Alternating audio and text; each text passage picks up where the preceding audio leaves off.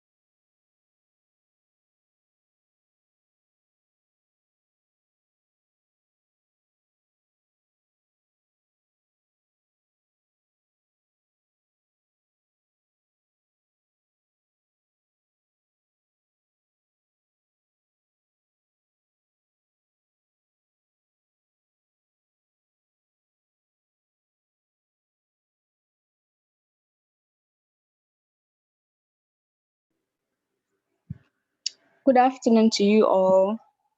I welcome you all to the part four of our webinar series, and that's the last webinar for the semester. And then I'll entreat you all to be very attentive, and we please mute our microphones, and then we write out our questions if we have any. And whilst we wait for the rest of us to join, I'll take us through our program outline for this webinar. And our reporting time at 1:40 p.m. Some of us were very punctual. And then our opening prayer will be by Mr. Awuku Budu Oatmeal. He's a second year metallurgical engineering student in Kane, UST. That's at 1:55 p.m. Our welcome address will be by Miss Abigail Ado, our very own president of the awesome Dzakpata chapter, at 2 p.m. Introduction of our speaker will be by the moderator at 2:05 p.m. Then presentation by the speaker at 2:10 p.m. And our speaker will be Dr. Isaac Dzakpata, Mining 3, awesome chartered professional. And our topic for today's webinar is new paradigms for mining and resources sector innovation post COVID-19. And our questions and answers will be at 3 p.m. Closing remarks by Ms. Mabel Akrasi to 4, and she is an ex-financial secretary, awesome, Chakwa Students Chapter, at 3:30 p.m. And my name is Pearl Akambongwero, and I will be the moderator for this webinar. Thank you very much.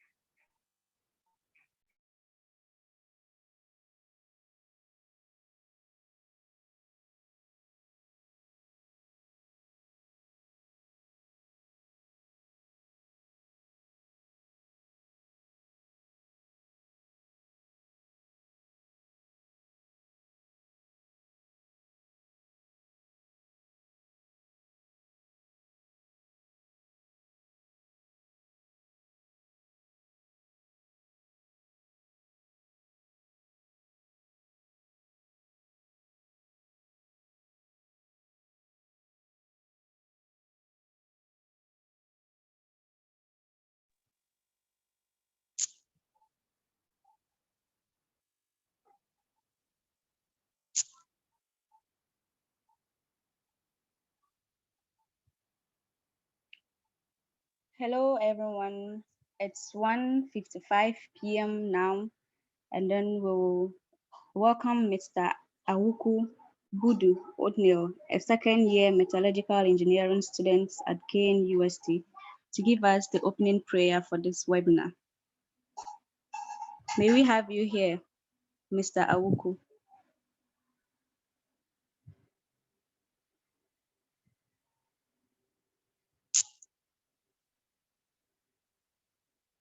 Very well, buddy.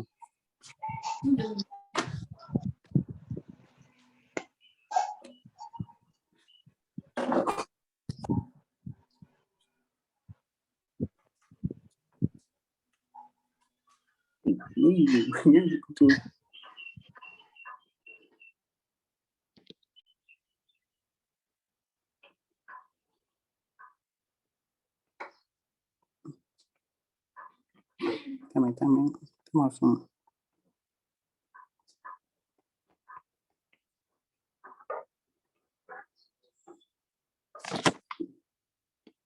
Music like hello. Yeah, we are listening. Let's pray. Father, we thank you this afternoon. We thank you for each and everyone's life. Father, we pray as we are going to start this program, we commit it to your hand, that you may come inside, that everything we do, in the end, we will glorify your name. We thank you this afternoon. In Jesus' name I pray. Amen. Amen. Thank you very much, Mr. Awuku. You're welcome.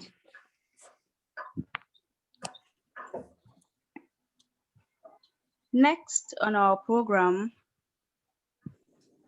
we will have our welcome address by Miss Abigail Adu, our president for the awesome Dzakpata chapter. Miss Abigail, you are welcome. Thank you very much, Madam Moderator. Please, am I clear? Yes, please, you are. Okay, thank you. Okay. Hello, everyone. I welcome Hi. you all. I welcome you all to this. Hello. Hi. Am I clear? Yes, please. Okay, thank you. Okay, so I welcome you all to the final. I welcome you all to the final part of this semester's webinar series, and is dubbed New Paradigms for the Mining and Resource Sector post-COVID-19 by our very own Dr. Dzakpata. Standing on all protocol, I am very pleased to welcome you all on behalf of the Ozan Takwa Student Chapter. And before we commence, I would like to express my profound appreciation to Mr. Henry Entry, our sponsor and founder, Dr. Kwesi Ampofo, our co-sponsor, and Dr. Bright Akum, our patron. All Ozan alumni and its industry professionals, as well as the entire student membership. And to my leadership team, who all generously has wholeheartedly been my backbone in order to make the webinar series a success. I do have the presentations of the webinar series without you all. Thank you all for your participating spirits in the chapter's activity. In today's session, we will be learning about new paradigms for the mining and resource sector post-COVID-19, where we'll be able to acquire new knowledge, ideas, and many more. This webinar will climax the chapter's first half session on the webinar series ground. In today's webinar series, I strongly believe that we will grow to be more productive and smart. And before I end, I would want to assure you all that this session of the half session of the webinar series will be full of exposure, and it will be worth writing home about. And also regarding the commencement of the chapter's resume webinar series, we will communicate with everyone very soon. We hope to see you all in the next webinar series of the chapter sooner. With all this said, I am very glad to welcome you all to today's session. Let's get our pens and prepared ready as we learn and we get exposed by our presenter. Think professional development, think awesome. Thank you very much. Thank you, Miss Abigail Ado. Thank you very much. And now, next on our program outline will be the introduction of the speaker.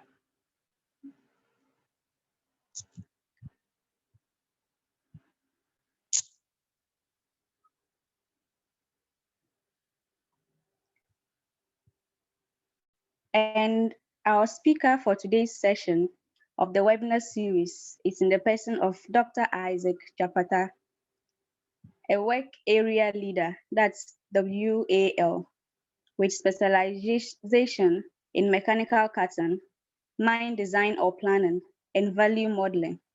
He is a senior mining or project professional with over 16 years of open pit underground experience. Dr. Dzakpata holds a doctorate PhD in mining engineering from the University of Queensland, in addition to a bachelor's in mining engineering from University of Mines and Technology. Dr. Isaac Dzakpata is also a Chartered Mining Professional Member, a CP, with the Australasian Institute of Mining and Metallurgy, AUSIME. He is currently in final stages of his MBA in Project Management at the University of Southern Queensland. Ladies and gentlemen, let's welcome Dr. Isaac Dzakpata as he shares with us the new paradigms for the mining and resources sector, both post-COVID-19. Dr. Dzakpata, your audience welcomes you.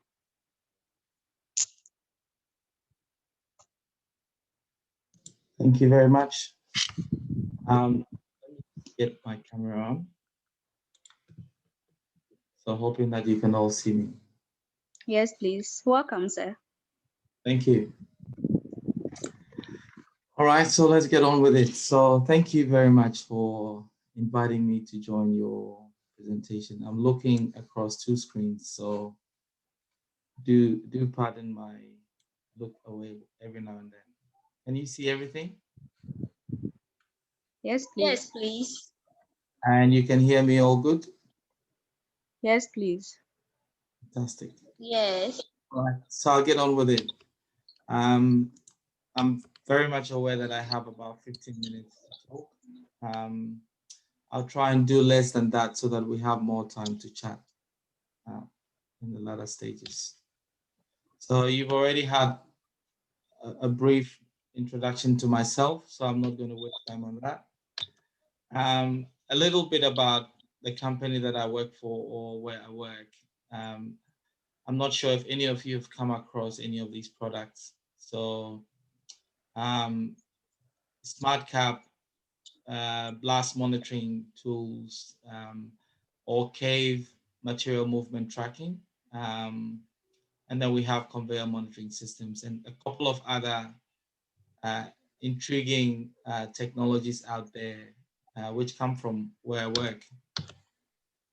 I put here a few examples of what we stand for. We stand for three pillars: in-place mining, which means that we try to mine without moving a lot of material.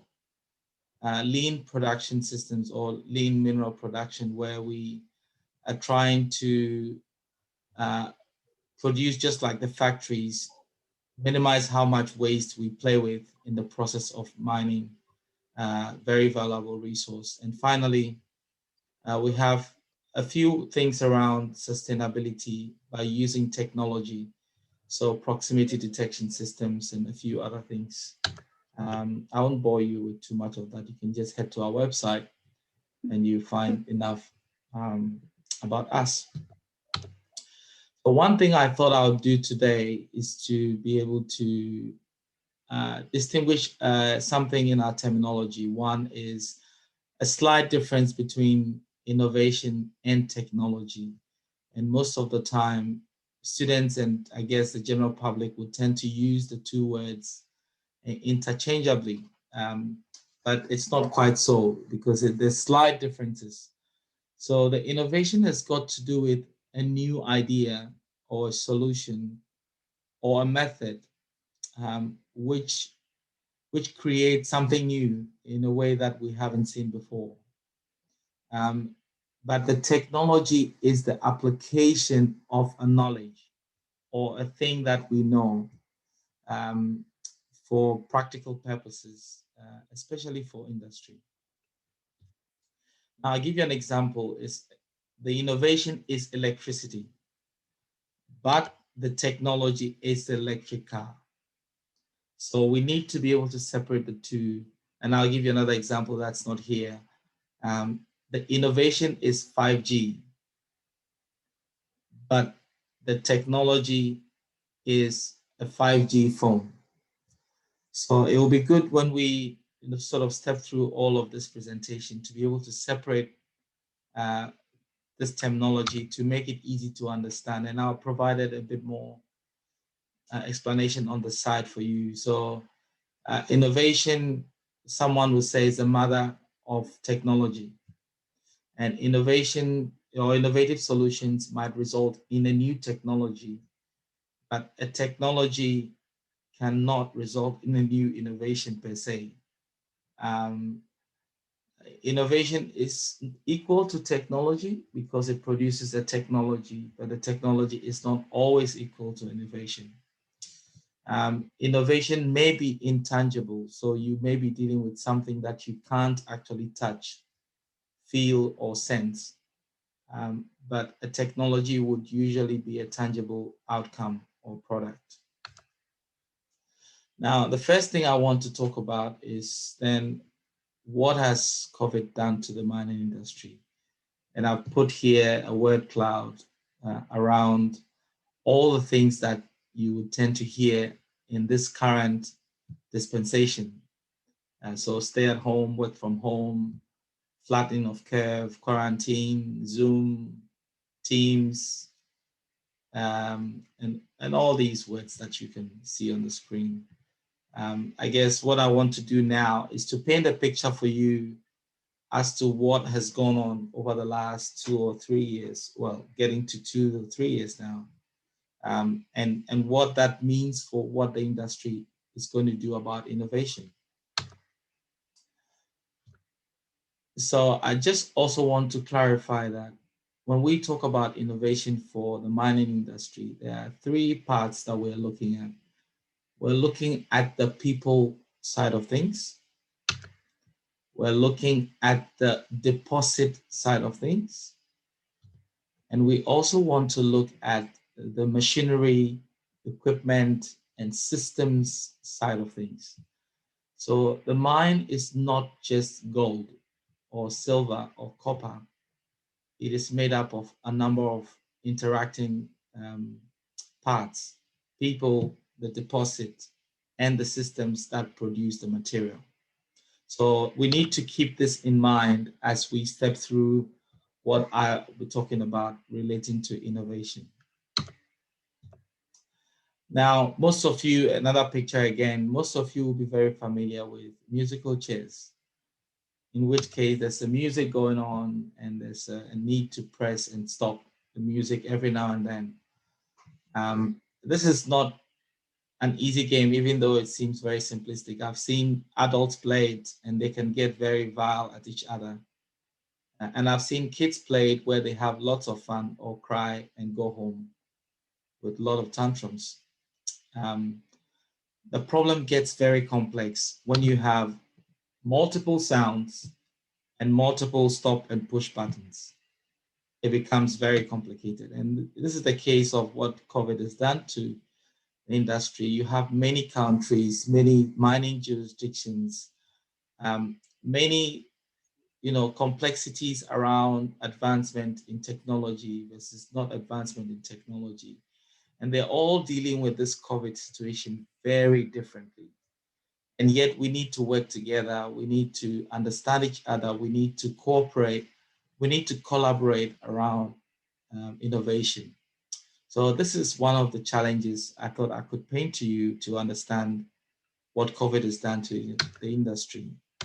Another picture I thought I'll throw to you, and all of this is just trying to provoke your thinking, is that usually we look at work-life balance as, okay, we have work and we have life at home, and they're all balanced. So long as you earn money, life is good. If your life is good, you can work. There's that notion of balance. Now, once COVID has come into the picture, there's a different thing that we see, and that is the fact that you can now decompose these aspects of life into various portions. So the work is still there, but in order to balance work, there's a couple of other things that we need to be able to balance now.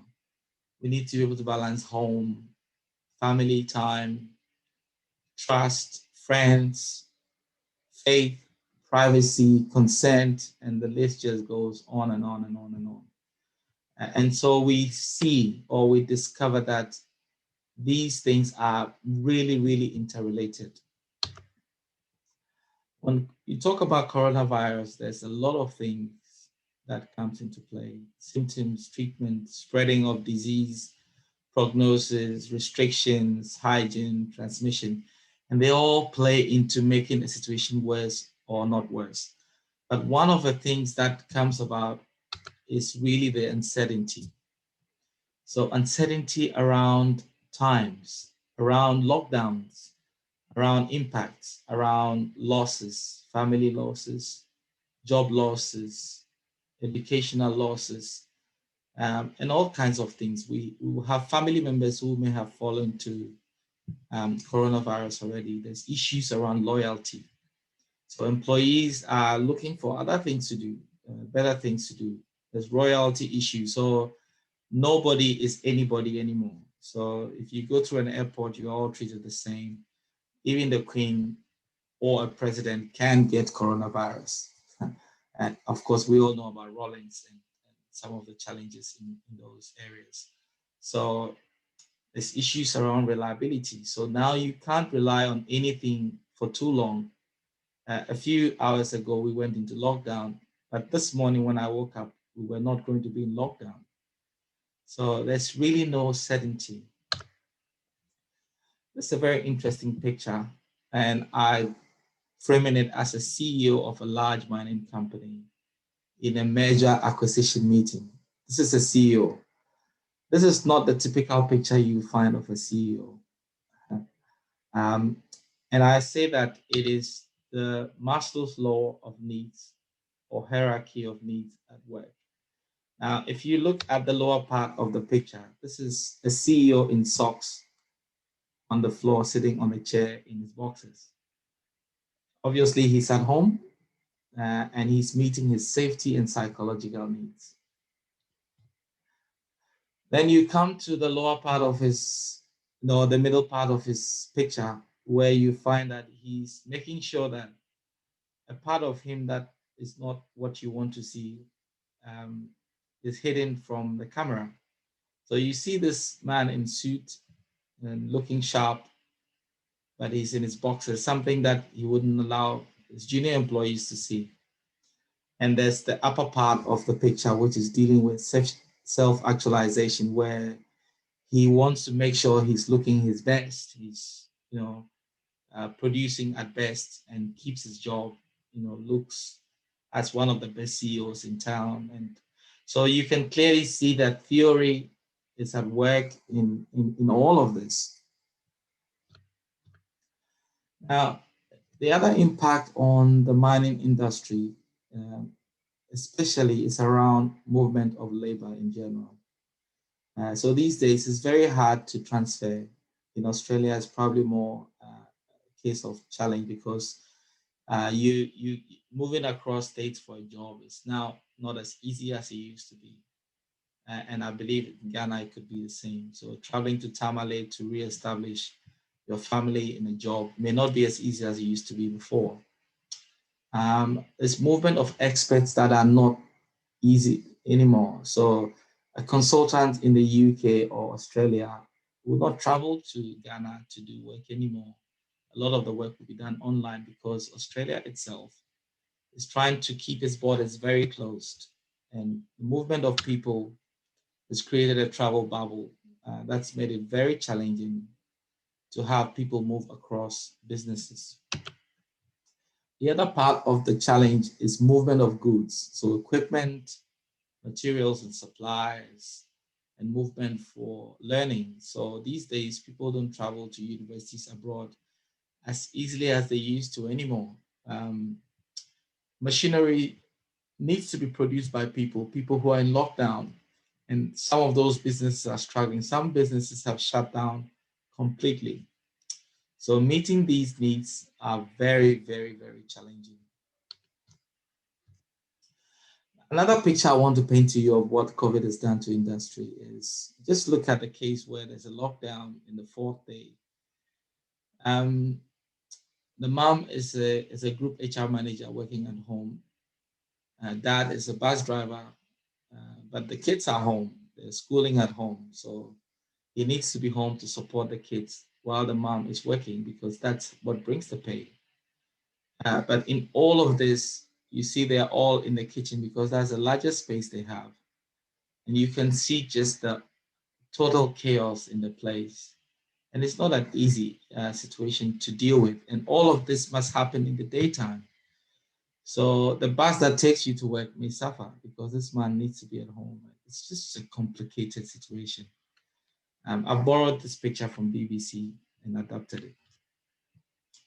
Another scene that you might find, which is not in the home, but at work, is a case where there's hot traffic.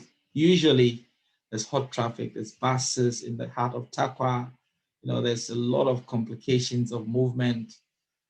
Now in COVID era, you have very much no buses. The company is folded up. There's no business because there's no workers going to site as much as they used to. And therefore, you see that the whole picture is changing. And that means that we need to innovate, rethink how we do things. There are four key areas where this impact is showing. It's the fact that it's a global impact. It's not just in Ghana. It's not like an earthquake in Japan where they have to deal with it. It's across the whole world. US, UK, Spain, they all suffered greatly.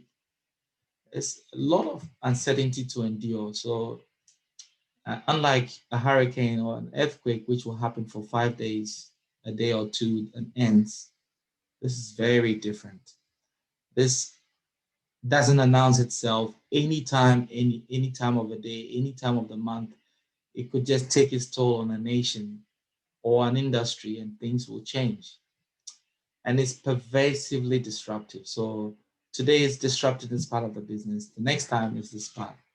And it's just so hard to put your finger or hand on it. And if you ignore this risk, you do it at your own peril. You've got to be 24/7 alert to the news, all the information that is coming. And you could be driving to the airport, going to another place, only to get to the place and they tell you you have to quarantine for 14 days. And if you haven't packed the bag for 14 days, if you don't have enough money in your account for 14 days hotel quarantine, that's your headache. Things that you've got to deal with. But there's a message that is coming across to industry. And I've thrown a few bubbles here for you to see.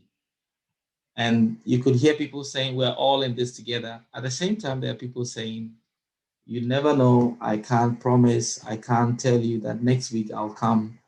I can't tell you that your job is secure for a month because you never know what will happen.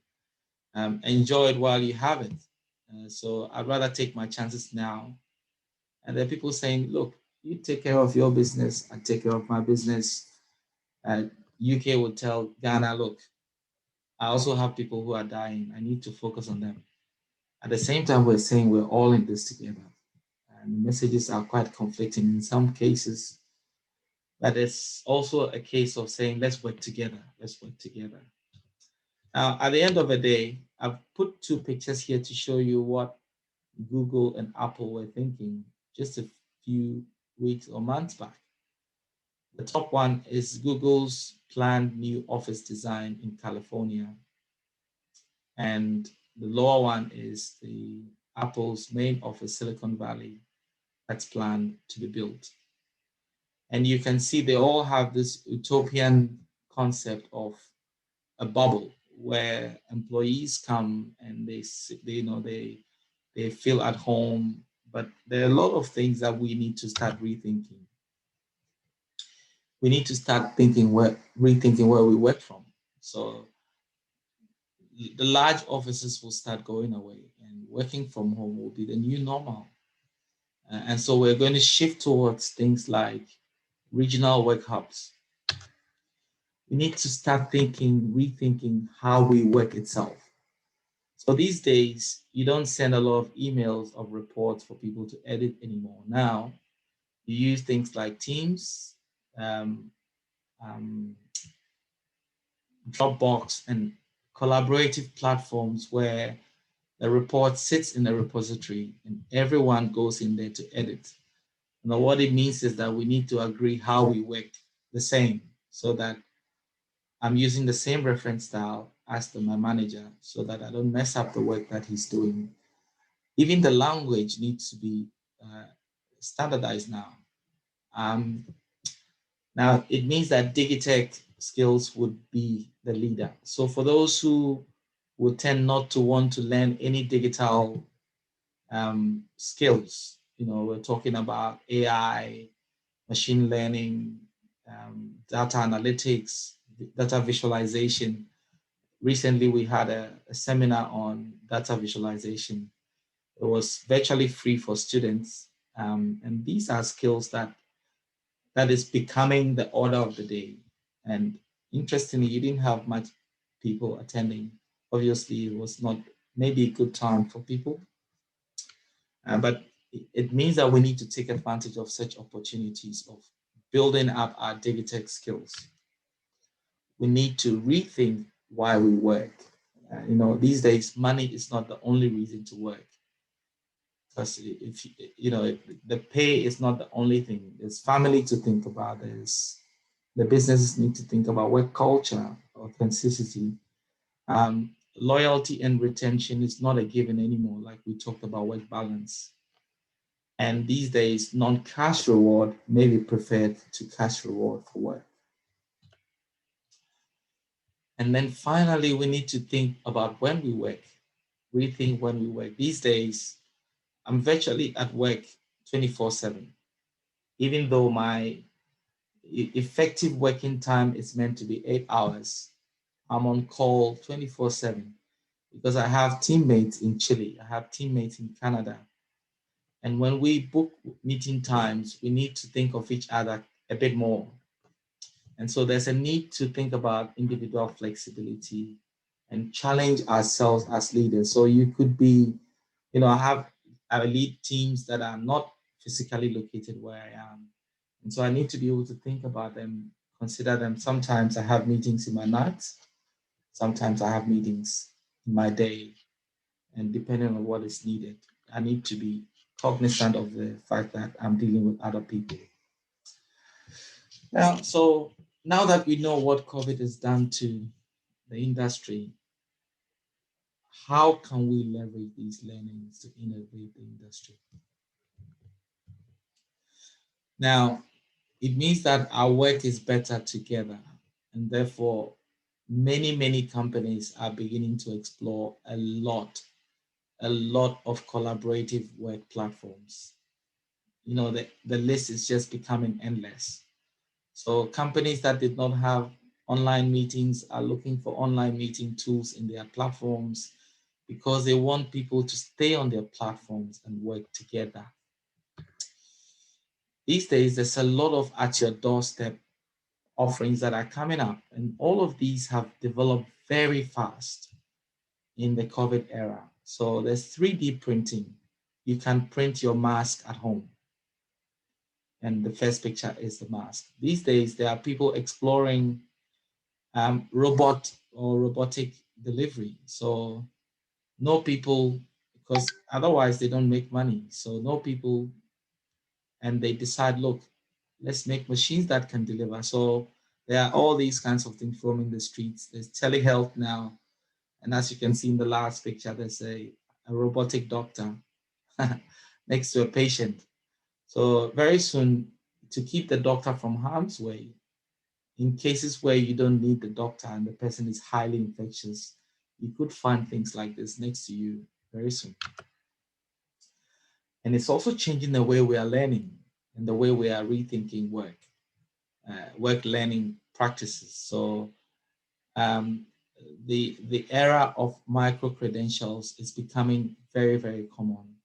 And micro credentials is just the same as certificates, degrees, and masters, and hopefully PhDs that people earn not in the one go. So you don't sit in a university for 4 years continuously to get the degree, and you don't have to be there in person. What you have to do is to take short courses that are accredited and certificated. And over time, you can stitch all of these together to make a master's or to make a degree. And this is going to have a profound impact on how we rethink education and how we think innovation in itself. So what it means is that the big university buildings may become very empty very easily, and they have to rethink what they use it for, or they have to also rethink how they give education, because they already have the infrastructure to do these as well. So there's a lot of issues that need to be talked about in this paradigm. I had someone say paradigm, but it's paradigm. So face-to-face learning versus distance learning, or um, you know, it's the fact that it's not designed for certain people. So for some people or for some skill sets, you have to be there in person. And not being there in person could be very challenging to learn a skill like that.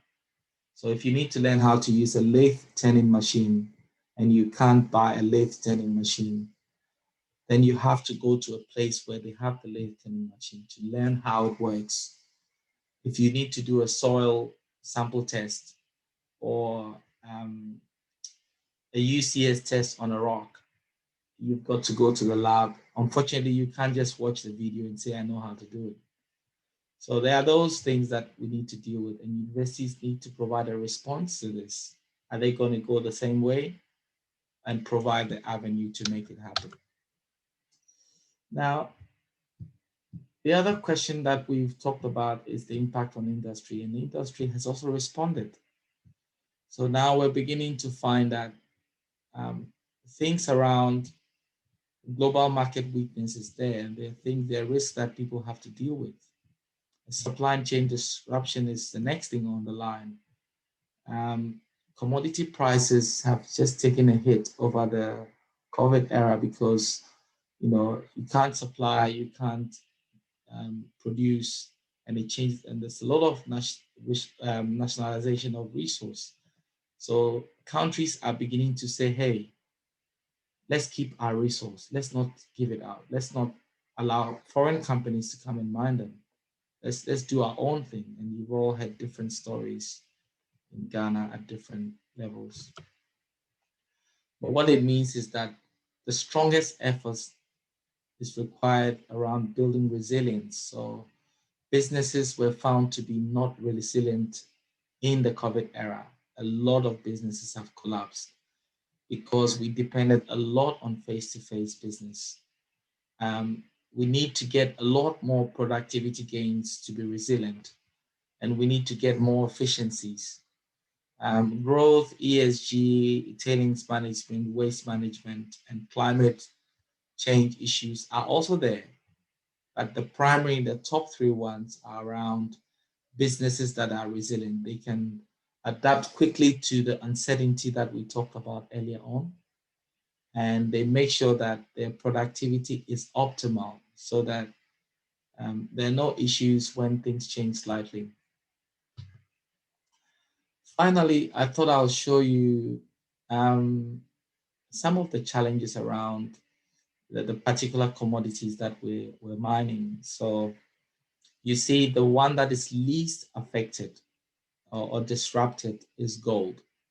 And what it means for that is for countries that are more in the precious metal domain, what it means is that they are not disrupted as much. And so you can see that in the Ivory Coast, in Ghana, in the countries where gold is mined, they're still very much okay. But metals like copper, cobalt, nickel, zinc, and chrome, the ones that tend to be used in manufacturing and places where people work in close proximity have been affected or disrupted a lot.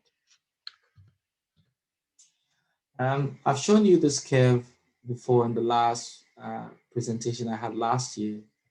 I thought I'll bring it in to show that there's this concept that when the new technology or new innovation comes up, when people are not prepared, there's a little shock. So people get a bit afraid. They don't want to get anywhere close to the new technology or new innovation. And the absorption rate becomes very slow.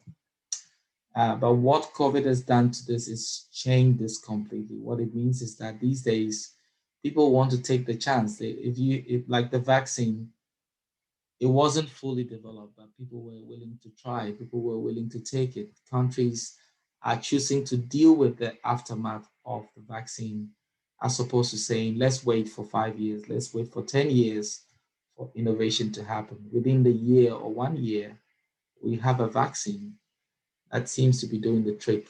It's not 100% foolproof, but at least we'll take our chances. That's the language you're getting. Now, when it comes to innovation, the question is what will change? How will things change? What must change for us to innovate better or to enter this new paradigm of innovation, of thinking? The first one is that we need to embrace uncertainty very differently. So we need to be able to accept that uncertainty is now uncertainty. It's not sure uncertainty, it's uncertain uncertainty. Um, the fact that any moment anything can change. They could lock down Taka School of Mines for 4 months, for instance, if they find that there's a massive infection. And just think about it, what it does to your degree or University of Science and Technology, KNUST. See how many people could be affected. And so we need to embrace uncertainty, plan carefully around it so that we achieve ultimate proof of resilience. Now, we need to innovate for a purpose. We can't just now be innovating for good and open-ended. Now, you need to be able to solve a problem.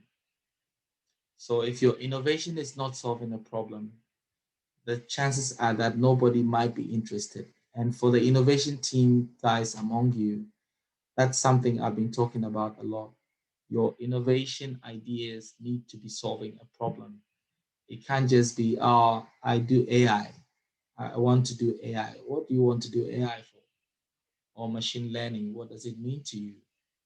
So the other thing is to think beyond product. So I'm not thinking about a shoe. I'm thinking about food cover.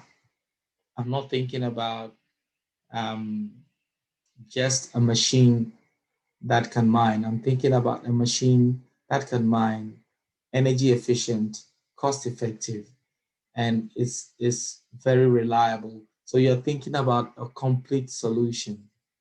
And then the fourth thing is that we need to be able to experiment and scale very fast. So, we don't want to do lab scale for 10 years. No one is going to pay for that. So innovation would have to quickly and rapidly mobilize, experiment, and then quickly get it off to the world, onto the minds. That's one thing Mining 3 does. So we quickly are looking to take technology to the minds, test it out, get feedback, and quickly commercialize them. And then finally, we need to learn by doing. Uh, in a world where we are beginning to go online for everything, the chances are that you may sit behind your computer, listen to an audio lecture, and think that you know. So unless you're beginning to practice and do things, a lot of you, I'm sure, would have seen free courses from Harvard offering a lot of learning to students. And a lot of students have signed up for those things. But, they go listen to the audio class, read the text, and then they don't practice. Some of you are doing Python coding and all of these things.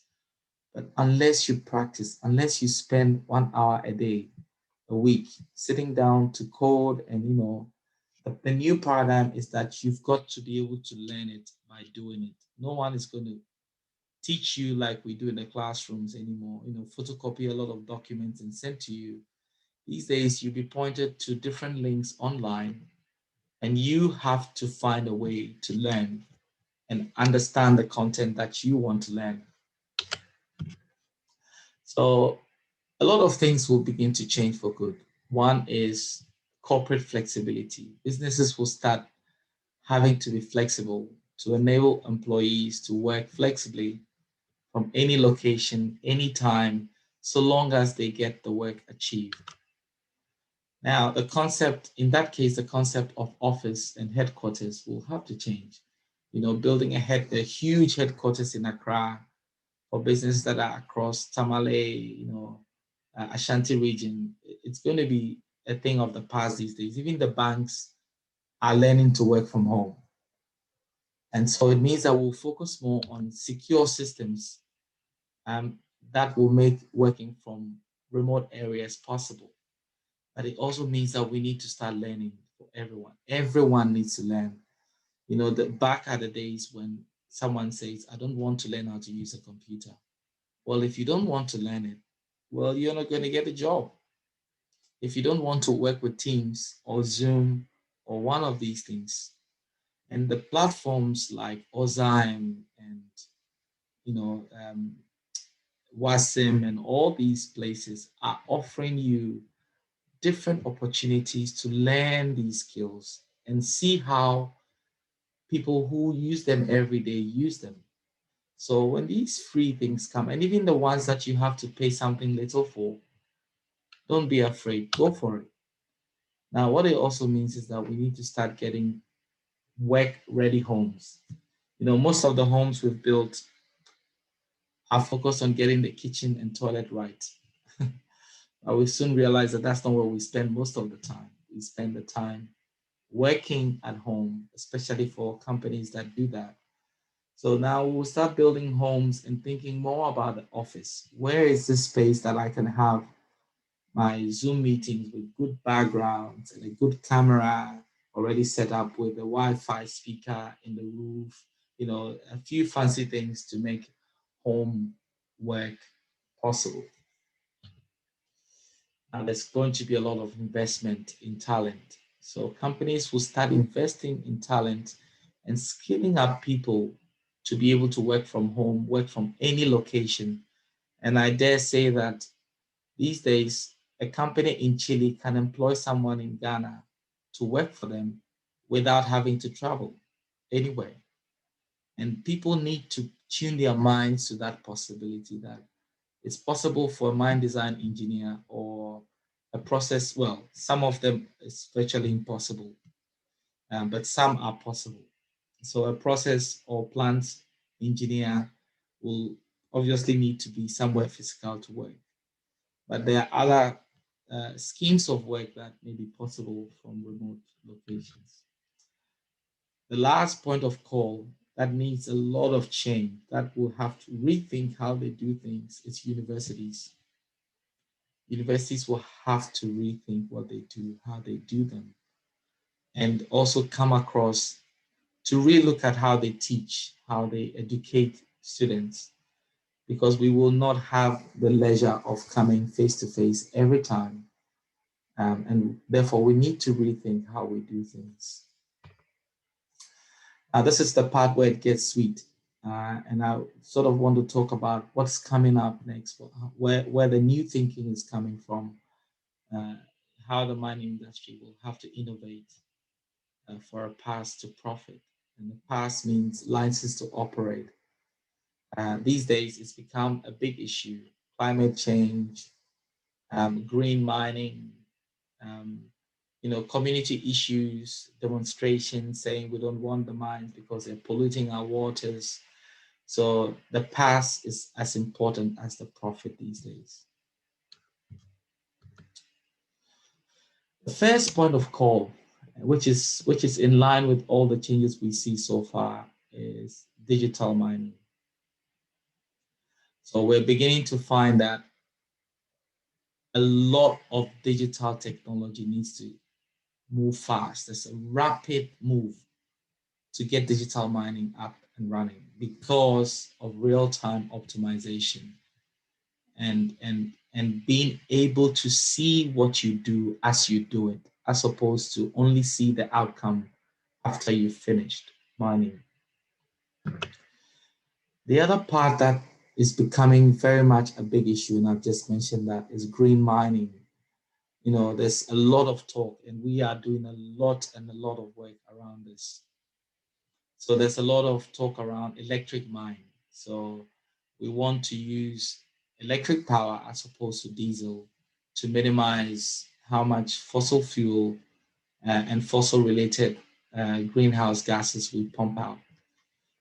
There's also a talk around hydrogen. So, moving from the blue energies to the green energies, where we're beginning to, the blue is, of course, water, but the green is more natural energy. Then, even before you start mining, we're beginning to think a lot of these things again. So we call it in-place mining, where instead of digging the ground and making a big hole, you don't dig the ground at all. And this is a lot of learning coming from the petroleum industry. So you make deep, long holes into the ground, into the ore body, and you create preferential openings along this hole or these conduits into the ore body of interest. And you create very, very favorable conditions in the specific part where the mineral needs to come from. And once you do that, you actually pump it out. So if you can imagine, it's almost like sipping the ore from the ground without breaking the ground. This is one of the newest paradigms we're beginning to look at, where we don't want to break the ground. We don't want to leave a big hole. We don't want to blast and damage people's homes. We don't want to leave a cavity in the ground with a lake that people and animals can fall in after we leave the mine. We want to be able to mine this the most efficient way without moving a lot of waste. So we want to reduce how much waste we move. And the closer we get to this with digital mining and green mining, imagine the possibilities. But we're not only thinking about this before we start mining, we're beginning to think about after we mine. When we finish mining, for instance, if we mine without damaging the ground, so using mechanical cutting, um, explosive free breakage, could we convert these underground workings to homes, to living places where people can live? Could we make them schools and offices? Could we make them, instead of building unnecessary superstructures on the ground, could we harness the power of these used or void in minds to create creative ideas? So there's a lot of thinking beyond all of this, optimization and digital mining. There's a lot around sustainability. Can we keep this going? How do we do mining in a way that makes it sustainable? So we are not depleting things and damaging and causing havoc everywhere. In Australia alone, there are, I think, about 16,000 mines that have been abandoned. I'm sure some of you have your mouths open by now, but look into Accra, look into Ghana and see how many pits and mines are being left behind, abandoned. And one day, it's your children, it's our grandchildren. If apocalypse tarries, uh, it's the great grandchildren who will suffer for these consequences. So we need to start rethinking how we do these things. And I believe that these are the four new paradigms. One which is dealing more with existing minds. The left two, top and down, are dealing more with existing minds. And the next, the right, the two on the right are dealing more with minds that are yet to open, where we can make good choices, um, to mine wisely and effectively so that we can make it sustainable. I thought I'll talk a little bit about the digital mining or innovation. So there's a lot around robotics. There's a lot around drones and using UAVs, unmanned um, air vehicles. There's a lot around virtual simulation. So can you take a mine, simulate it away from the pit, and take the answers and quickly implement some results? There's real-time analytics. There's a lot of talk in this space, and real-time data visualization, and hence the need to be able to communicate your thoughts through really good data visualization. I see my time is almost up, but let me just finish this. Now, we need to prepare for the next digital mine. There's a lot of enablers that are needed, and there's a lot of learning. And so for some of you who are learning, mining, metallurgy and all of that, you need to start thinking about where I could focus my effort in terms of learning so that when I come out of university, I can be part of this drive to innovate, this drive to do new things. And innovation will change because if we don't work in big offices and we work from home, those who can come up with ideas, prototype it at home. You have your 3D printer next to you. You come up with an idea, you print it out, you test it, you put the sensors and um, the boards, circuit boards, and all of that quickly into it. So, and then you test it. Oh, it works. I've written my Python codes. I've written my AI into it. I've written my machine learning codes into it. And I've tested it. I've done a simulation. I've done, that's what it's going to look like. It's not going to be, well, if I don't go to office, I can't do anything. Well, that's a very sad story because, well, then you probably would miss out on a lot of jobs. Now, there's another thing that is really, really happening these days. It's around co-innovation, especially around the green mining concepts. So there's one that has just come up in the last few weeks. It's called Charge On. And the sponsors are BHP, Rio Tinto, and Vale.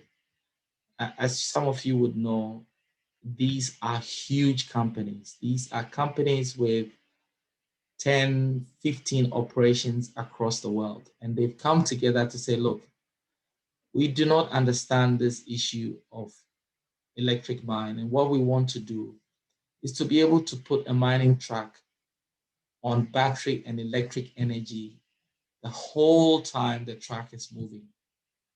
We don't want to use diesel. We don't want to use even biodiesel. We want to just put the truck on energy the whole time it's traveling so that it's efficient. It doesn't lose speed. So the BHP, Rio Tinto, and Vale have come up with this challenge to say, look, we're looking for companies that can help us think about this.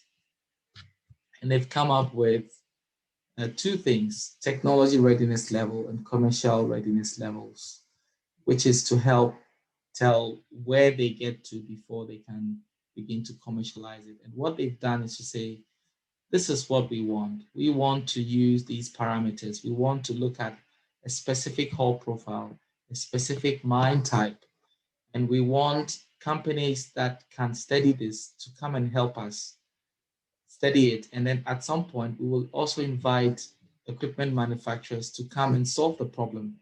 So what they've done, they've turned the whole thing upside down, where the companies are not just making trucks and selling.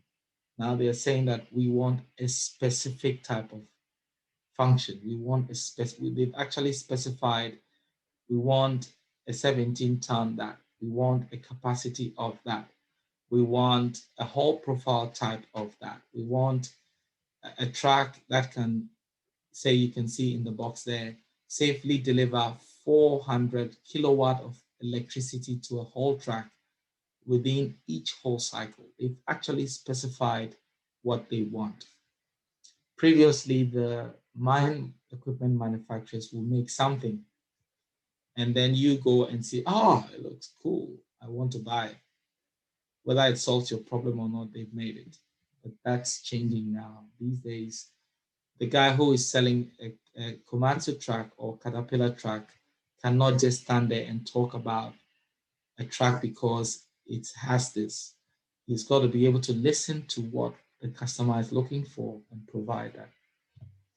It's another team effort that is going on, and that's between Anglo, Fortescue, and BHP again. It's around the hydrogen, use of hydrogen. So in both cases, we are working on those projects. So we are involved in this project, or we are looking to be involved in this project.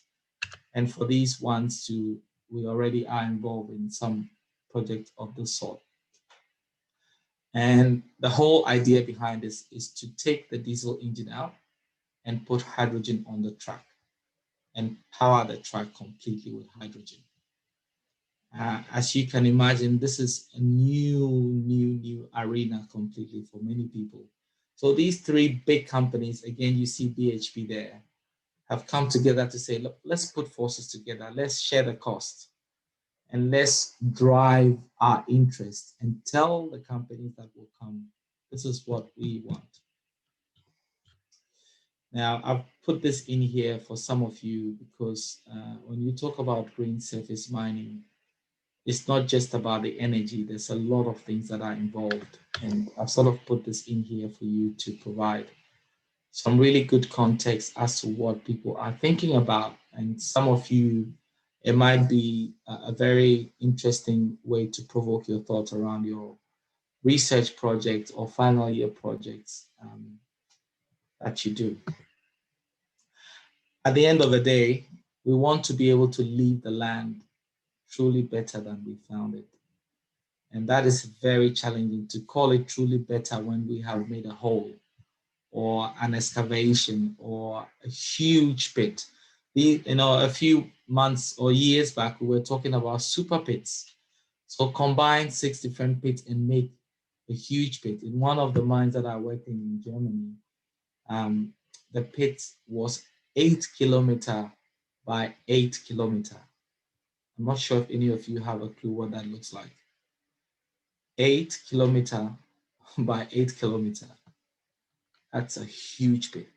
But even that, they still cover the whole pit, put in solar farms like this, and they plant huge forests, and people come back to live on the land. So at the end of the day, innovation will be the focus that drives a business that will make any mining company in the future post-COVID become more resilient, more profitable, and with a path to profit. But there are a few things that we also need to change in the way we work. We need to be able to do regular health screening. So these days, on the spot, you could, apart from drug and alcohol, you could be asked to do COVID tests because you having COVID could shut the whole mine down. There's a shift from fly in, fly out to drive in, drive out because it reduces cases where people have to sit on a big flight to travel. And there's a lot of increased offsite service because of profitability. There's a lot of focus on remote working for corporate offices. And there's a change to procurement of essential items. So it's not just about stocking the warehouse, but stocking strategically in a way that will make you be able to work when things go down. I'll leave the rest for you to glean from the video or the recording when you have access. The other thing that would change is the air travel. So, there was a drive to have magnificent planes, planes that can carry 1,000 people and all of that. But that's something that's under question these days. Would you put your employees on a huge flight when 4 people have COVID or some pandemic issues that affects the whole mine? Rather, companies will pay for selective charter arrangements, which will help them get their employees to site. We need to reimagine how labor arrangements are made. There's a lot of issues to think through around industrial disputes and bargaining agreements. And finally, employ from where, anywhere, everywhere. And even for HR roles that seem to be dying earlier on, there will be a change focus to where HR is taking these days.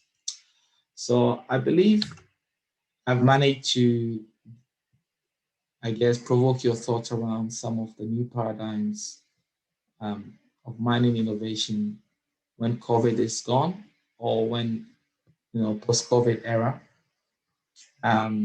Yeah, happy to hear questions and provide some answers if I can. Thank you. Thank you very much. Thank you very much, Dr. Isaac. We all have learned a lot, I guess. And it's time for questions and answers. And then your questions are welcome, please.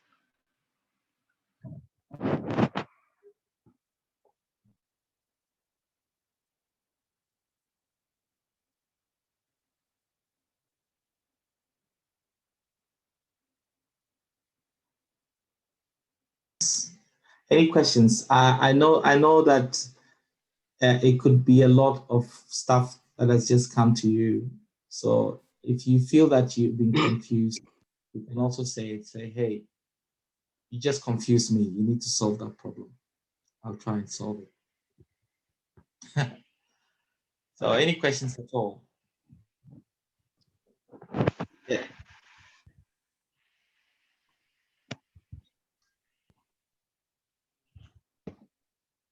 Hello, can you hear me?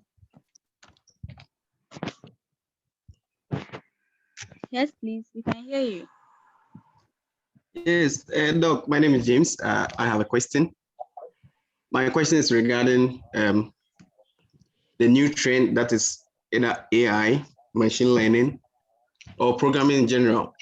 As a mining engineer, which area do you advise we focus our attention on regarding to particular, let's say the language that you are supposed to learn? Is it R? Is it Java? Is it JavaScript? Is it Python? Which area will you advise we focus our attention on? Let's see. Can you hear me? Yes, Doc, I can hear you. So I'm sure you know that I will not advise a specific language. I think that it depends on what you do. So it depends. It just depends. So some of the things we do, for instance, it's not quite C#, it's not C, it's not Python. It's just a mix of the ability to understand a language, just basic syntax.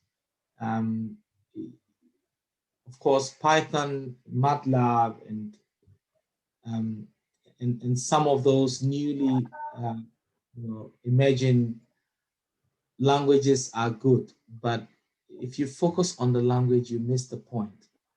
It's the solving of a problem that is the issue. Being able to look at a problem, break it down into its components, and your maths, the maths and physics that you've done, and all that, materials and mechanics of machines, those things you need to make sure that you do understand them.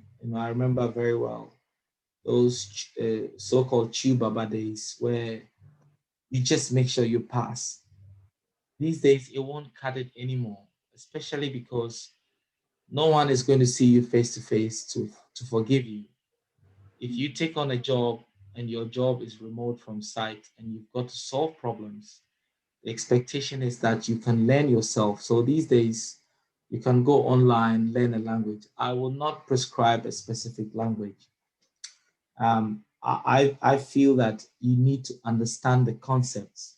So these days, the focus is very much on teaching the concept, teaching the principles and the methods, and how the person should think, not what they should think. It's a very important focus, and I dare say that it's the difference between how the Western world teaches and how the developing world are teaching. One paradigm is saying teach them what to think. So you print so many photocopies and bring it to them and let them use it. The other notion, which is more in the developed OECD countries, advanced countries, they show you where the information is. You go and find what is relevant to your work and use just what is relevant. They won't tell you what to think. A few times you ask a professor a question and he'll tell you, I'm not sure. What do you think? And then you have to answer the question for yourself. And sometimes when you say something, he says, yeah, that must be it. And you realize, I did not think about that one carefully, but I said something. So I will not say a specific language. I'll just say, look, at the end of the day, it's the principle that matters. Get the principles right. Don't just learn a formula. Don't just learn a language. Learn what is going on in the language. Why is this language choosing to use a syntax and not that syntax? It's because this one is built upon this notion and that one is built on that notion. Okay, well, if I use the two this way, it will work. So you have used something unique. Does it answer your question? Yes, Doc. And thank you for the answer. Okay. Any more questions? Thank you very much. Sir, please, there's a question and I'm going to read it out. Okay. Please, sir, comparing the use of electricity to fuel, is it economically sustainable?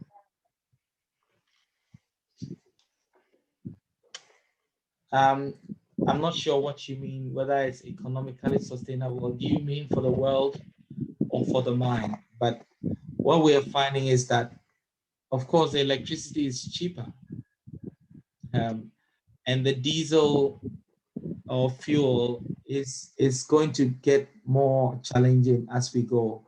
The cost of diesel over time is increasing.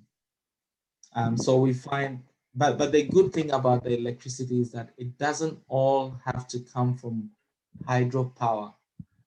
That's the thinking now. The thinking is that, look, we don't need to put electricity straight into the truck only. We can use battery, just like your phone. It would be weird to say that you want to charge your phone with diesel power electricity when there's cheaper electricity at home. The reason for going electric cars is because it costs you less than $1 to charge your car, a complete car, and run it for 24 hours compared to filling your diesel tank. And the complications of a diesel engine is just unbelievable. So for a mine, it will be economical. The problem of economics is not with the electricity. The problem with economics is with the scale of the operation. So in Australia here, we're dealing with 400-ton trucks. I'm sure in Ghana you have trucks like Cat 785. Some people might be very close to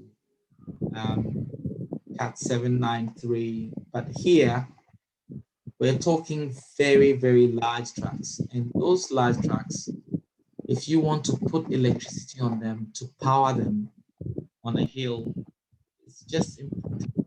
So those are the challenges, and that's what we are working on.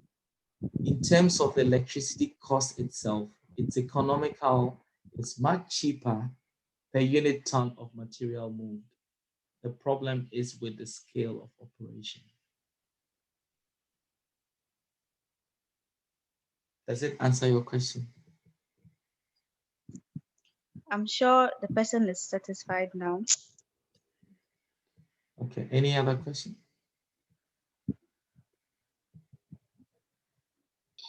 Uh, Thanks a lot, Doc, for the presentation. I have a question to ask. I saw in one of your slides with a quote which says that today's problems comes from yesterday's solution. Could you elaborate further, please? Yeah, so the solutions we present today, they are not foolproof. So the fact is that while we present a solution today, so the diesel truck has been there for many, many years. It's not unusual. We use it and probably won't go away just because we power with electricity. And now, if we make electricity the main power source and the battery becomes the only backup for energy, now we've created a new problem. The new problem is lithium and battery minerals. We need to find enough battery minerals to be able to power every mining truck in the world. So we bring a new solution, which is electricity or electric cars and electric mining trucks or battery electric trucks, and they work very well. For the mine, it saves money. But for the world, do we have enough lithium minerals? Do we have enough materials that are used in making batteries to be able to provide a battery for every mining truck?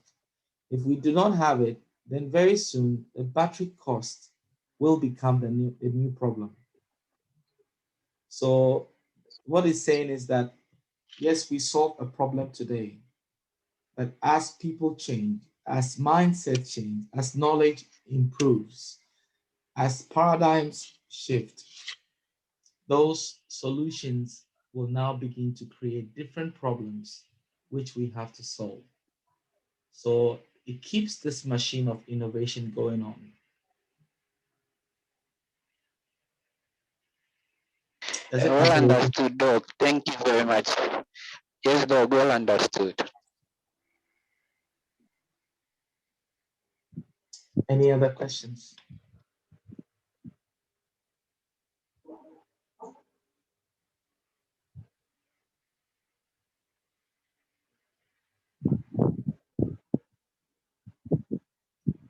There's a question here, I believe it's meant to be read out to me. It says most mining companies in Ghana are not abreast with some of the modern innovations in technology. How do we position ourselves as students in this setting to get involved in current innovation trends? And I will straight away suggest that one of them is getting involved in the innovation team of the OZIME. Just the fact that you are even associated with the OZIME team or some other student body is a very good thing. But most importantly, getting involved in. So this group is, I think Wisdom was part of that group, isn't it?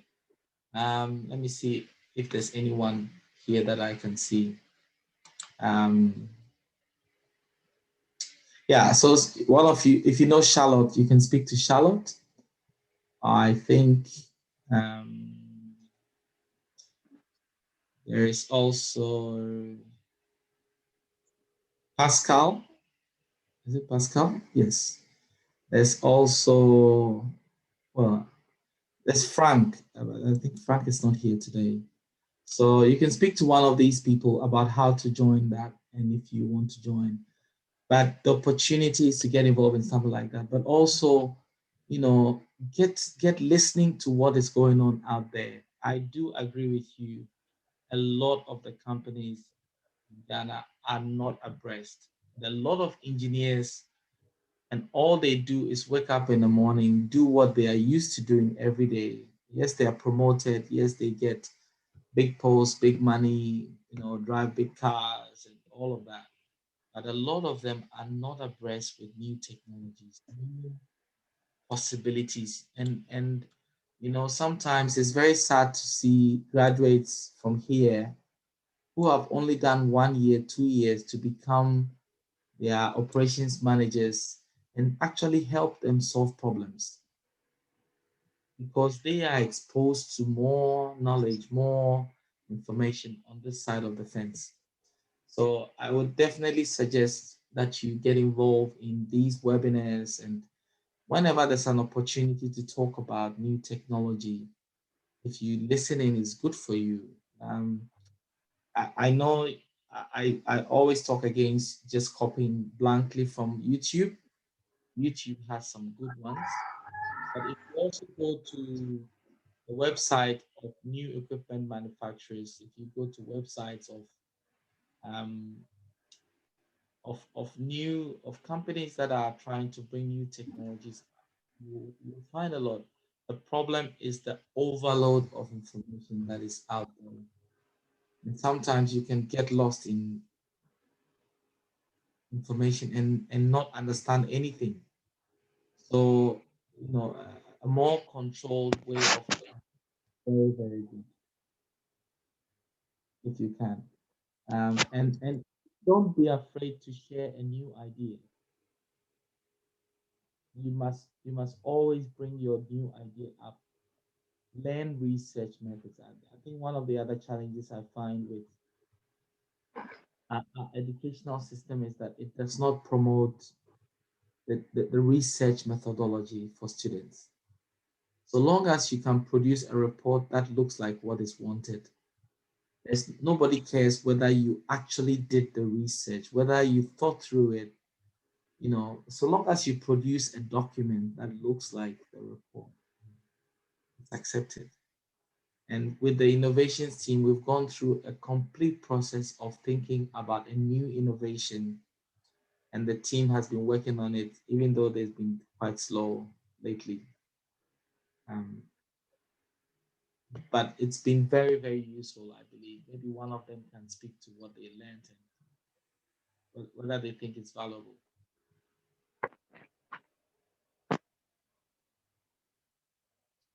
Is Charlotte there? Charlotte. Yeah, I'm here. Charlotte, what do you think?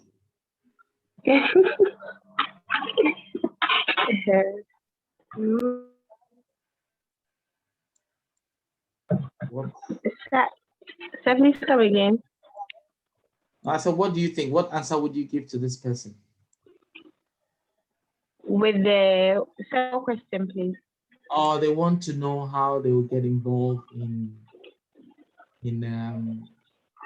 new innovation and technology, modern innovation technology, when the companies that are there don't seem to be, you know, worried or are not abreast with technology.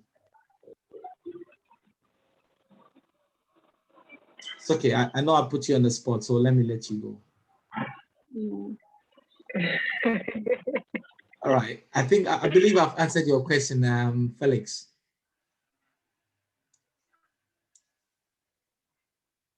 Felix? or Felix? All right, there's another question here from Solomon. Please say, looking at how cryptocurrency is dominating commodities going down, why do you think we should invest more into getting into mining these resources instead of focusing on cryptocurrencies? Also, please say, what are the negative impacts of electric powered truck on the environment? Um, Look, I don't think there's any bad impact on the environment, depending on which source you're getting the electricity from. If your electricity is coming from dams, obviously, if there's no water, then it's a problem. If you're having to pump water from dams in order to get electricity, and you're denying someone of water that they need, that's an impact. But in terms of cryptocurrency, we've actually written a very interesting paper on cryptocurrency in mining. You should Google that. Google my name and Google, how do you call it? Um, Blockchain, and you will see it. So I've been heavily involved in blockchain technologies. For some of you who may have seen that online. So we have been exploring, this is on a personal business note, exploring how to use blockchain technology for mining, for land acquisition management, and in general, field resource management. You will find a paper on that. And we've tried to say, for instance, you could use blockchain as a way to manage old stockpiles from mines. So uh, mining will always be there.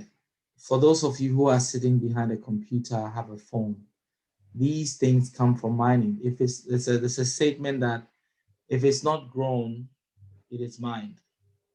Anything that you think about, if it doesn't come from the earth, from plants, it is mined.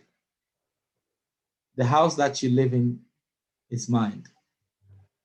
The rocks, the sand, and all of that put up that building, those beautiful, magnificent buildings that have come to UMAT are all mined. So the notion that mining is bad and it should be scrapped is a bit dangerous, because it's not just the precious minerals that come from mining. Every other thing that is not grown by plant comes from mining. The steel that is on the railway line, it comes from mining. The roads that we drive on every day, look at some of the bad roads that you have. They could do with some really good mining of aggregate from the mines to deal with those things. Mining is really what keeps mining and agriculture are the two big industries that keeps the world going.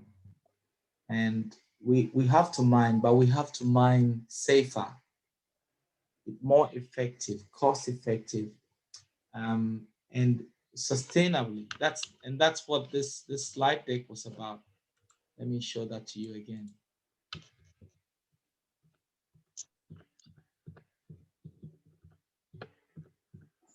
Yeah. If we shift away from some of the things we do on the left side, we begin to think more about what we do on the right side in a very safe manner. So in the top one, there are issues with lixiviant. We call them lixiviant. So the fluids, things that you pump in the ground in order to get your mineral out, we call them lixiviants. And making sure that these lixiviants do not leak into water bodies, all of that are problems to be solved. So there's a lot of issues that we need to solve if we want to do these better.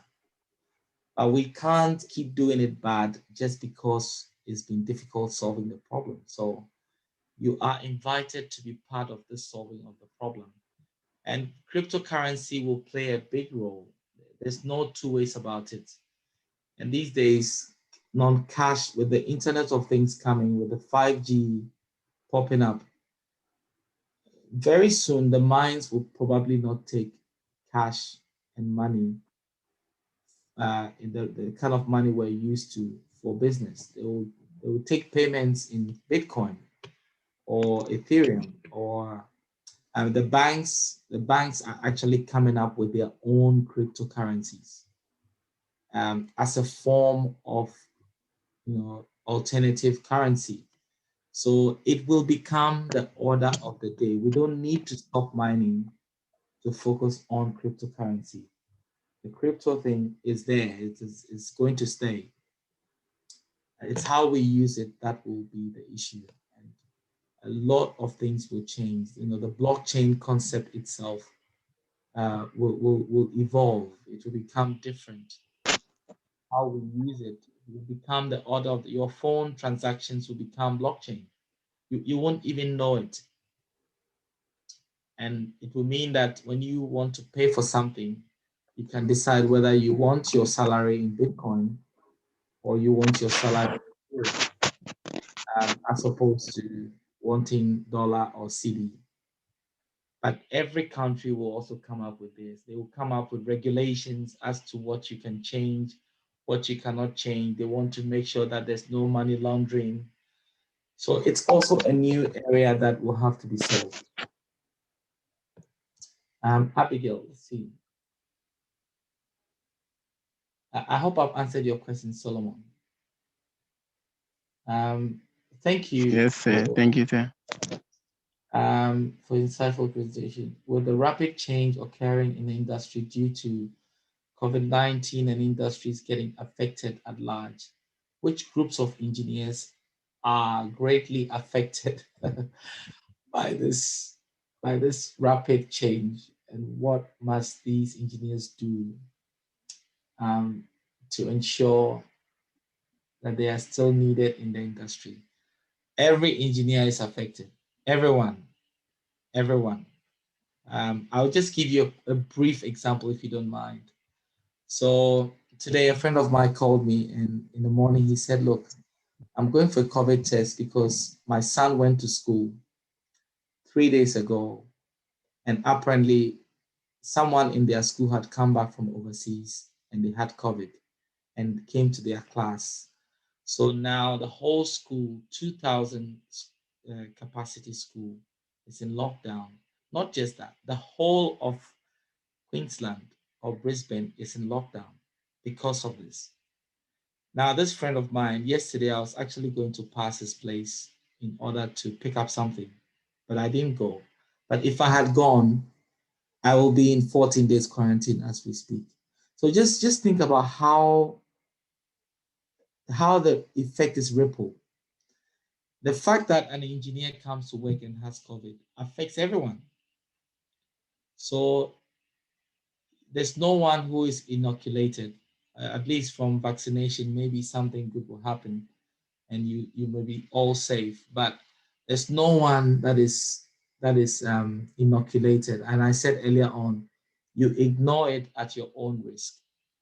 The main problem is people who are in places of high proximity. So, for instance, the maintenance plant, where you could have 6, 7, 10 engineers around one track trying to fix it. Open plan offices. So maybe in a business, there's no open plan, so there's no risk. But in some of the offices, you have engineers crammed in one space. You have 6, 7, 10 engineers in an office that was meant for one manager in the past. That is a recipe for disaster when it happens. So it's not that much about the engineer. It's about how we rethink how we work. So, reorganize space, have masks and things available, have wash basins in the offices. So the wash basins or disinfectant gels and hand sanitizers, they should be normal features in offices. just like you have fire extinguisher. So there are things that we need to change to make it possible, but I will not say that any particular engineer is that affected. There is, in fact, from the top of my head, there is no one. Process engineers, there are some who work in offices, there are some who work in plants, and if you go touching things that other people have touched, you get the disease. You may work in the office and not be among the people, but if you go to the toilet where someone has been there and touched the door with after blowing the nose with COVID in their hands and did not wash their hands, you'll get it. And if you went into a board meeting and shook every hand in that board meeting, everyone will get it. It's the rethinking of how we practice hygiene, how we work safely. And there are other diseases that are not COVID, but are also contagious. And we need to be mindful of them because they could quickly become pandemics. Hopefully, I've answered your question, Abigail.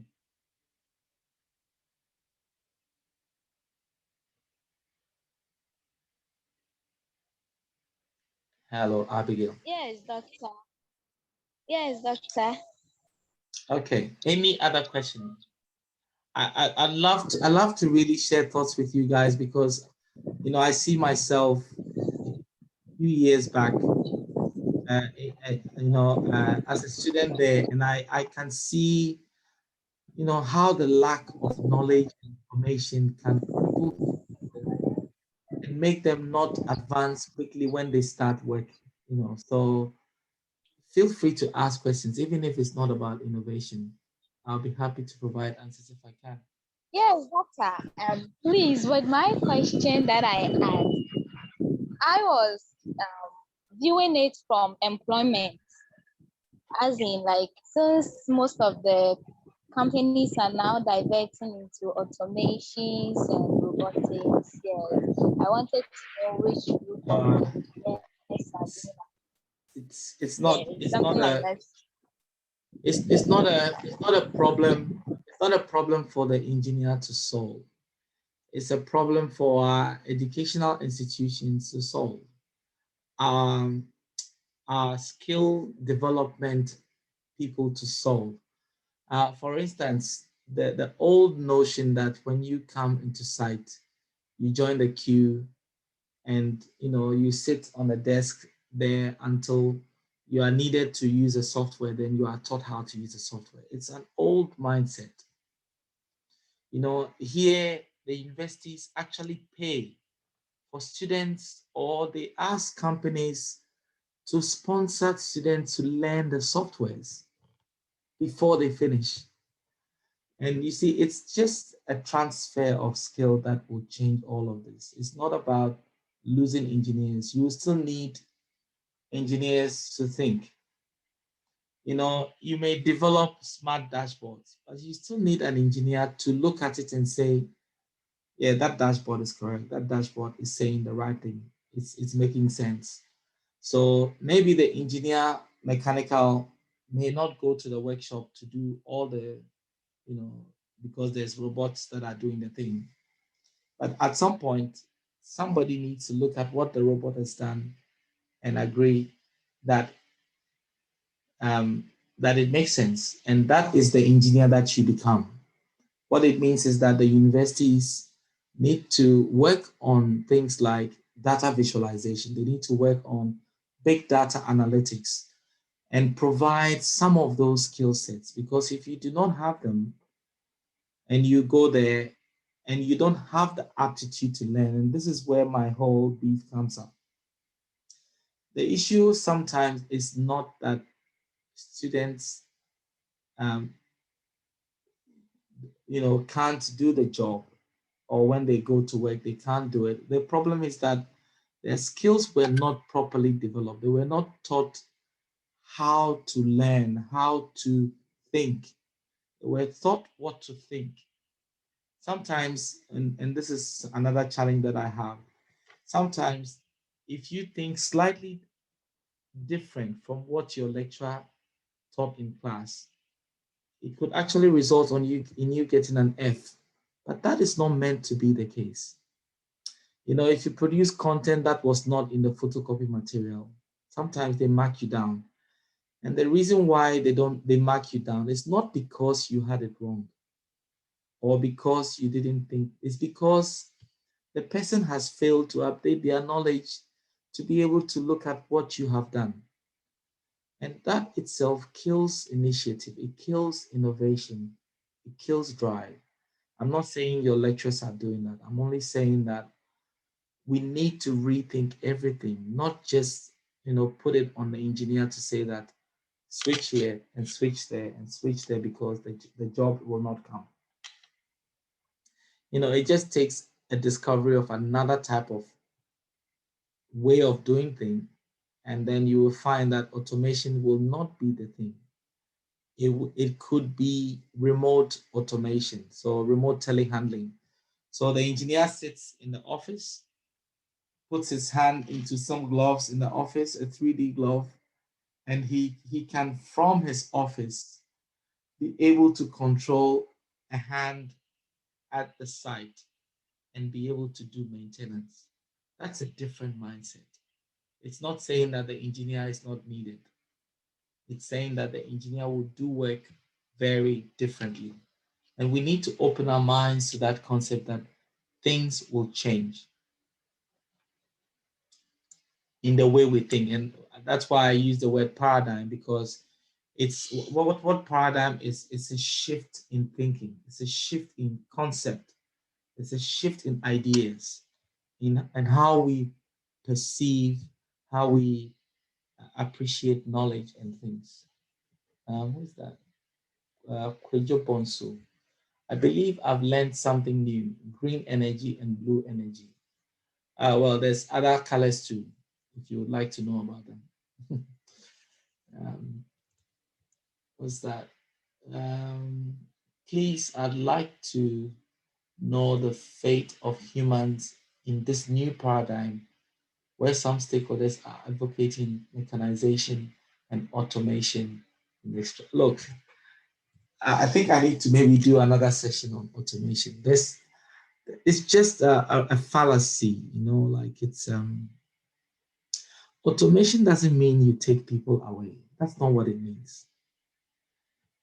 Automation means that we make processes that we do in a routine fashion, in a way that could be done more efficiently. We do it more efficiently by putting the repetitive task into a sequence of activities that a machine can carry out. Look, it's very silly to put an engineer who did a 4-year degree in a maintenance workshop and tell him to be fixing spark plugs every 1 hour when there's a machine that can do it. It's just silly. Rather, put the engineer in charge of 16 machines that are doing 16 spark plugs in 1 hour. Come on, we've not sacked the engineer. We've only done more in the 1 hour. So there's a fear that people will lose their job. It's a lie. People's jobs will evolve. Jobs will change from what we know them to be now to become something else. And that's what you need to think. You need to think about the concepts, think about the underlying knowledge, not just what you were taught in class, but expand your view of things. Like this one in the bottom here. Let me just show you something. Pointers. This is the sort of thing I work on. This is the sort of thing I work on every day. And they don't teach you this in class. No one will teach you this in class. I work on this thing every day. I work on this every day. But there are parts of it that I need. For instance, in this aspect, one of the things I've been working on lately. Okay, so we say, for instance, that we want to put hydrogen on this machine, and this machine will run in the mine. Now, if you take the diesel engine off and you put hydrogen, you need to supply hydrogen. You need to find out if hydrogen can supply the energy the track needs on a 10-degree ramp. Now, so some of the jobs I've been doing recently is to take example of a mine, a real mine with real haul roads, with real everything, real plants, real locations, real stockpiles, everything. And the only thing that I change is to change the power source, which is hydrogen in place of diesel. When I change the hydrogen in place of diesel, I need to quickly go and find out what are the laws governing how energy is generated for the truck. So based on the relationships and the formulas that exist for diesel and energy output and efficiency and traction and grade resistance and haul road resistance and all of these calculations, then I come up with a new formula which now thinks more specifically about hydrogen and how hydrogen works. I plug it into it and I say, okay, well, where am I getting my hydrogen from? Okay, well, let me build a hydrogen plant on site. Okay, let's put a plant here. And then I say, okay, well, what if hydrogen is not enough? I put a solar farm there. Okay, well, how many times do I need to refuel hydrogen a day? How much hydrogen can I carry on the truck at one time? So you see, there's a lot of thinking. This is just me asking questions. That is how I work. And they don't teach you that in class. You know, that is what you need. You are taught how to think so that when you've learned how to think, when someone puts a biscuit before you and say that I want to use rocks to make biscuits, you ask them, what are the properties of rock? What are the properties of biscuit? Are they transferable? How will you convert? Do you want to eat the biscuit when you finish making it? There are questions to ask. And once you finish asking the question, you tell them, look, based on the formulas that govern this, that I know of, when I try to convert it, it doesn't work. Solution ended. But there are things, it's just the way to think around things. And that is what a lot of you need to get. Make sure that when you are leaving the university and you are getting to the workplace, your thinking is able to explore problems. Some of you have seen a granite rock and you've done UCS testing in the lab. And then suddenly you are given a shell to do UCS testing, and then you are confused. We didn't do that. They didn't teach us that. But it's the same principle. If you understand the principle and you take shell, you run the same principle without stress. Don't worry about your job. You will all have jobs. The issue is how you work in the job that you get. Interesting. Last question. Well, please, sir, can you share your view on how we student engineers can therefore capitalize on cryptocurrencies apart from making money on it? Since you have an in-depth, again, if I go back to the very first slide that I showed you, if any of you remember, I showed you the cryptocurrency is not the tech, it's not the innovation, right? Where is it? Yeah, there. The cryptocurrency is not the innovation. The cryptocurrency is the technology. So if you go spending all your energy on the technology itself, it doesn't change too much. It will be what it will be. The actual innovation is what you call blockchain. The currency, the cryptocurrency is only a manifestation of the blockchain. Now let me blow your minds on this matter. Okay, some of you have found the paper already. There are free versions. I'll throw a free version at you guys. The article that you found. But let me blow your mind this way.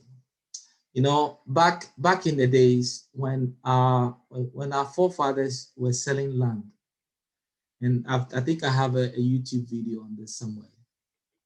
When our forefathers were selling land, they had this system.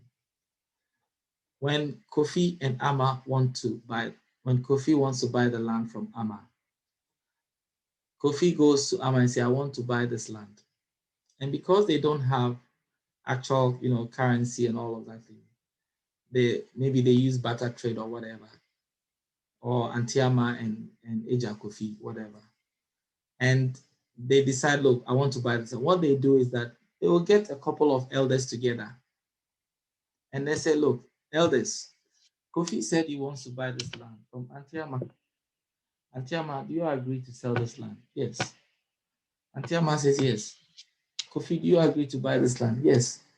Okay, so on this day, we agree that you are buying for this amount of goats and you take the land. Okay, deal done. Now, the 12 elders who were there become the witness, and they become people who validate the transaction. So on a day when Kofi wakes up one morning and says, I did not buy this land, this woman came and stole my goats. The 12 elders, even if one of them lie, at least you have 3 of them who will say, I saw it. 10 of them, I saw it. Now, this is exactly what blockchain is.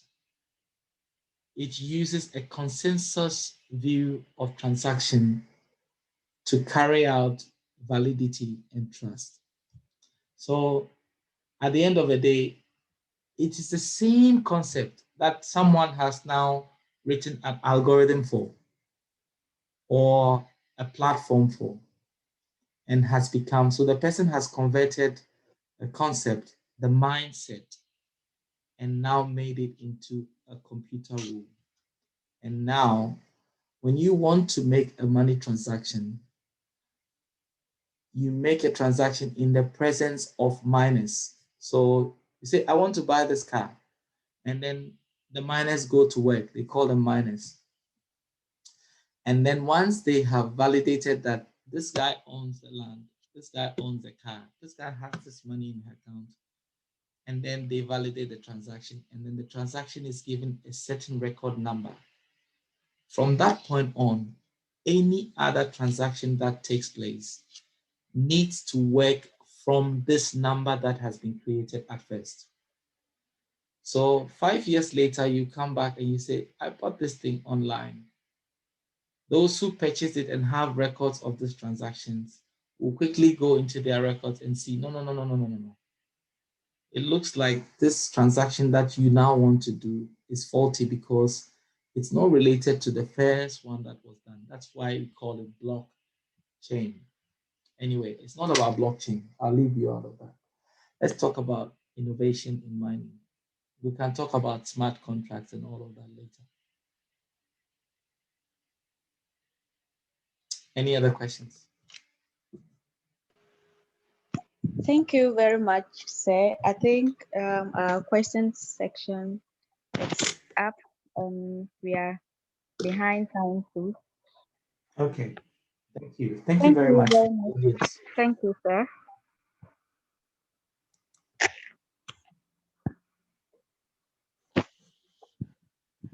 Thank you all for your intelligent questions. Some of us really learned a lot. And now we'll call upon Financial Secretary Takwa Students Chapter to give us our closing remarks. All right, thank you, Miss Moderator. Good afternoon, everyone, and I hope we all have learned a lot. It has been a very insightful discussion and an awesome session, and much has been taught and learned. And then I hope that we all have taken our part and then put it into good use, especially for our final years and our graduates, since this era has evolved a lot and many things have changed.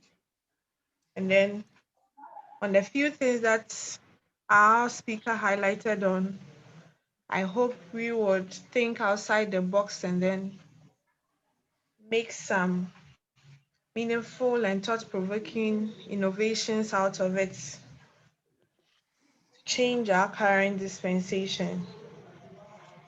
God bless you all, and thank you, our management, our speaker, and then participants for this awesome session.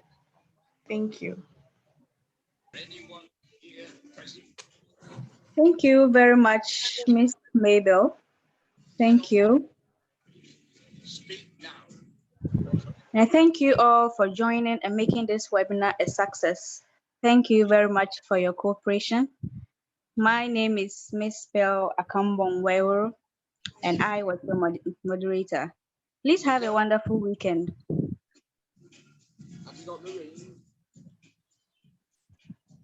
And please, I'm very sorry. Our president would like to deliver a message from Mr. Henry. I'm very sorry that that escaped me.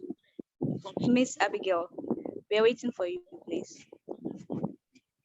Simplicity in health, the richer or poorer, better or worse.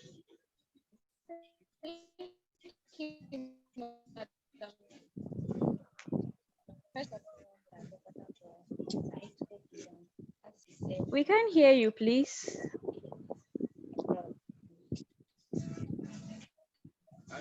Miss Abigail, we can't can you hear hear me you, now? please. Yes. Yes, please. Please, can you hear me? Yes. Hello, can you hear me now? Yes, please. We can hear you now. Oh, okay. Before I deliver the message, I would like to extend my appreciation to Dr. Dzakpata. We are very grateful for this insightful presentation. And as he said, we would love to have another session with him on automation. So we'll work around that to see how we will go about it. But thank you very much for this presentation. And from Mr. Henry, he says he's very sorry for not joining the session as he is traveling now. And also to Dr. Dzakpata, he says I should tell you that he will meet you in Brisbane very soon. So this is a message from Mr. Henry to Dr. Dzakpata and the entire student membership. And as said earlier, this is our last webinar of the webinar series. And next semester, we will be concentrating on ethics in the industry as student engineers. As we go out there, what are the ethics we should equip ourselves with in order not to find ourselves wanting in the industry? So all the best in the upcoming exams. Wish you the very best of luck, and we will see you hopefully next semester. But during the vacation, we may organize an online workshop for you guys, hopefully. So you will hear from the leadership and the management very soon on any improvement made. So have a wonderful evening and all the best. Thank you. Thank you very much, Miss Abigail. And thank you to you all too. Have a wonderful weekend.